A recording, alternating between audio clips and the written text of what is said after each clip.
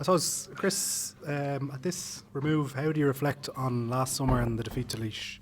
I suppose obviously at the time it was bitter disappointment, but I suppose we met a few weeks after the game as a group, and there was certainly lots of learnings that we felt as a team we could take out and bring into this year, and I suppose that's our goal for this year, is to bring those learnings into this year and make sure we constantly improve our performance on a more consistent basis as well.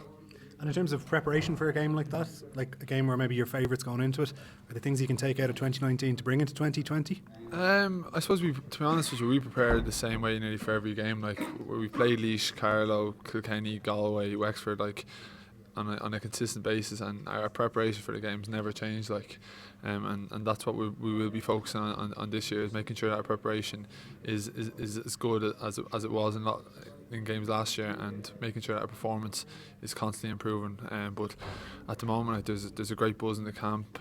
It's probably a stronger panel than we've had in years, and there's great positivity within the group that we really can push on and make ground this year again. And I suppose from Matty's point of view, he was appointed late going into last season, so now he's kind of had a proper run at it, maybe to plan the season out a bit more so. Yeah, absolutely. He had the full pre-season for lads to get the work into the legs before the league, so hopefully that will certainly benefit us going into the league and the rest of the league and into championship as well.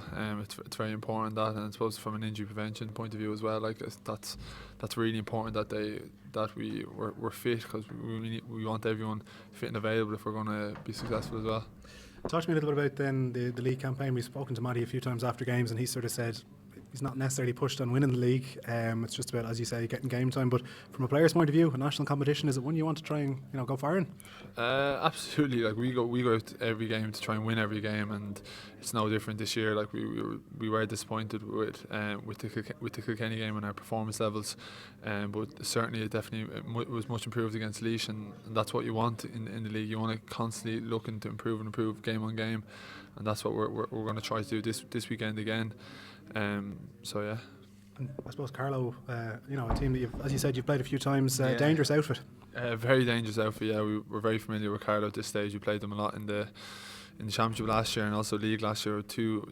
Particularly the league game here in Parnell Park. I think they were leading at half time, and we were playing against a strong breeze, so we know how difficult a team they are to overcome and beat. They have a lot of high quality players, and so Marty Kavanagh and Chris Nolan, some of these calibre forwards, would make most county teams in the country, and then even St Mullins, sorry Shane, beating Coola as well. That just shows you the high quality that they have within the Carlow setup. So it's going to be no different this Saturday. We know we're going to have to be at our best if we're going to beat them. I'm maybe going to just ask you, the following weekend you've a game in Croke Park, the Leinster champions coming to town. I know obviously you've done a bit of work in Wexford Town with the various different clubs down there over the years. Is that a nice target to have the Leinster champions coming to Croker?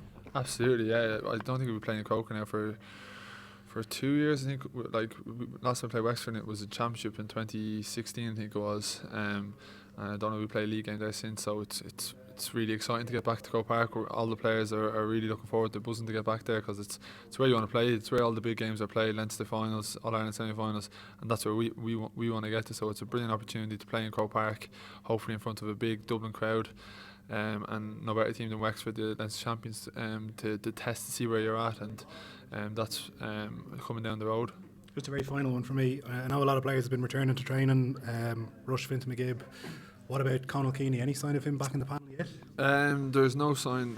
He hasn't resumed collective training, but I know he's working hard with the S&C coaches, and I'm sure he'll be back joining the rest of the group in the next few weeks. He had a long run with Ballybones and then in the football, so Conal's he's an old man at this stage, so he needs as much time off as he can get. But we're looking forward to having him back in the group. He's such a massive leader for us, both on the field and in the dressing room. So we're just looking forward to having him back in. Danny Sutcliffe is captain this year. Would you have any words of advice to him before he started the season, what to expect in that role? Not really. To be honest with you, there's within county teams, for our team in particular, there's probably a leadership group more than anything, and Danny was a big leader for us over the last few years, and he's such experience with Dublin. He's been there longer than I have, so he's captain this year. But it's about the leadership group and having as many leaders within the group as possible. Can you tap into the level you got to last year in Leinster, and like that day here at Parnell Park against Galway, like it was incredible stuff. Like that's not too long ago. Surely you can get back to that. Yeah, that's exactly what we're aiming for. Like we've another second block of the league to come with 3 matches, like 3 important matches that we're hoping to build our performance levels, going into hopefully the latter stages of the league and then into the championship. But we know like there's such a buzz within our group. Like as I said, I've never seen our panel as strong as it is now. We're having the full cooler contingent and other lads back in, and also just the development of some younger lads in our team. So like our panel's in a brilliant position, and we know that when we get a performance right, which we've proven over the last few years, that we can beat anybody, and it's just about getting that consistent level of performance. And I suppose we're striving for it, but I think every team is striving for it at this stage, and it's we're just really looking forward to it. We think we're in a brilliant position, and also I suppose the familiarity with having a management there for second year. Obviously Pat left after year 1, and then Matty came in late, so it's great to have that familiarity with the management and maybe the systems that were put in place in year 1. So I think it all bodes well going into the remainder of the year. Which made it all the more surprising the way things panned out against Kilkenny in the first round of the league. They went down to 14 men and still pulled away. Yeah, to be honest, it's a tough one to explain. We were just really flat on the day. We were very disappointed with our performance levels, but I suppose we had an honest chat from the players and management, and we just felt we had to put it right against Laois, and I thought our performance level improved significantly at home to Laois, and it's going to need to improve further going into the latter stages of the league. And Matty's a man mad to lay down markers, so knowing that Carlow are coming in the Leinster Championship, he will actually want to lay down a marker. Yeah, he's highly competitive, like most of us are on the team. So like we prepare the exact same way as we have for the other games, and we already have in terms of our analysis and our preparation, and we know like that Carlow have the players that they've proven. I think they drew a Galway in the league there last year, and that we have to be at our very best if we're going to beat them. There's 2 leagues in the season, Chris, like between the National League and the Leinster League.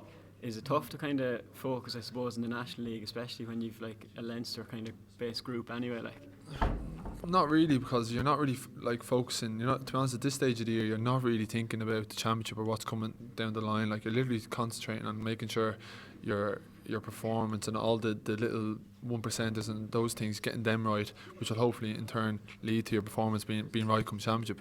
So at the moment, like while the Leinster Championship's obviously highly important, we're focusing on making sure our league performances are very good, and that we can build that momentum going into championship. Yeah. the early stages of the season is kind of known for, I suppose, getting your fitness work right and all that. Like, so would the training, I suppose, this time of the season then, like even on the week of a league game, differ a bit to what it'd be like in the summer, like when I suppose the championship is the be all and end all? Like. Yeah, to be honest, you're right. Like, as in your training does vary. Like, there's weeks at this time of year, like, and so certain lads might be at different stages in their development. So some lads might need extra running, extra gym, extra hurling, whatever it is. Like, and I suppose this is the time of the year where people are getting that work in, and then come championship, it's more refining it.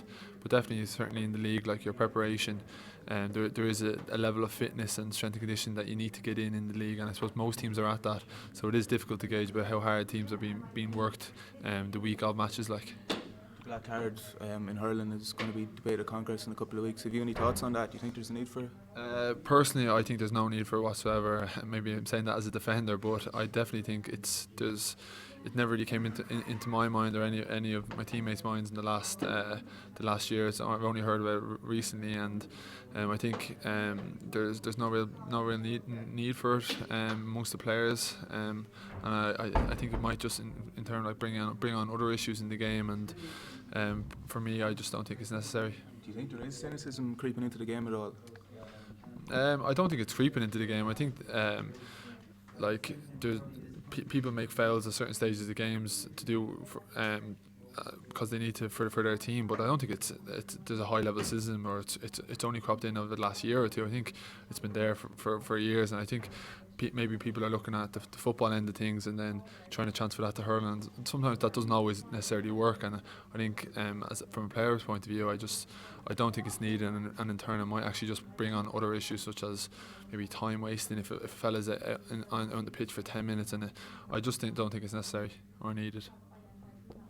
Are there any real changes you'd like to see? Is the game good as it is? Is there anything different that you'd like to see happen? I actually haven't really thought too much about the rules. No, I think the way it is very good. I think maybe the sideline cut, the 2 points for sideline cut, like you saw the skill level the other day in Fitzgibbon and how good a skill it is. So maybe 2 points. I think it was trialled a few years ago, but I'm not really sure on that. Maybe that, but I haven't really put too much thought into it, to be honest. And what about funding? There's a lot of talk this week, I suppose, about the amount of profits the GA are making, and the cost of running inter-county teams is going to have to come down. Is that something you can see from a certain point of view, that maybe there's too much money being spent preparing inter-county teams? I'm not very familiar with the finance or how much money is being spent on inter-county teams, but I just do know from a player's point of view, the level of commitment is so high that if players are receiving extra support in terms of nutrition and these things, I think it is necessary, and the amount of hours players are working on their game away from training and in training, that I think that extra support is very beneficial, and it's needed for players. Does it go far enough? Could the extra support actually go further? From my own point of view, we're very obviously pleased, and we get great support from our county board and our management, and there's great support systems, I think, from the GPA, and I think a lot of our players have benefited highly from those support systems that are in place. So from my point of view, I'm very happy with what's there. Thanks for watching Our Game. Don't forget to like and share the videos, and if you're new to the channel, hit subscribe.